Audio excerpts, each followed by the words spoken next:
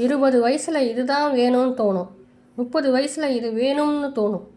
40 வயசில் இதுவே போதும்னு தோணும். 50 வயசில் இது இல்லைனா கூட பரவாயில்லைன்னு தோணும். 60 வயசில் எது இல்லைனாலும் பரவாயில்லைன்னு தோணும். 70 வயசில் எதுவும் வேணாம்னு தோணும்.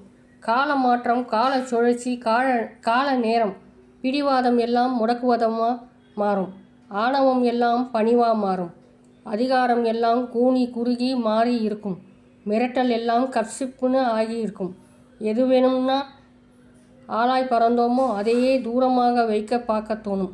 எதற்காக ஓடினோம், எதற்காக ஆசைப்பட்டோம் என்ற காரணங்கள் எல்லாம் காலப்போக்கில் மறத்து போகும். தீரா பகையை தந்து வன்மத்தோடு வாழ்ந்து ஆட விடுவதும் காலம்தான். அதன் பின் ஆட்டத்தை அடக்கி மறதியை கொடுத்து ஓரமாய் உட்கார வைப்பதும் அதே காலம்தான். வெளியே மாளிகையாய் தோற்றமளிக்கும் எதுவும் உள்ளிருக்கும் விரிசல்களை எடுத்துரைக்காது. வாழ்க்கையில் பக்குவம் கிடைப்பது அவ்வளவு எளிதல்ல. அதற்கு பல அவமானங்களை கடந்திருக்க வேண்டும். ஓம் முருகா, ஓம் முருகா.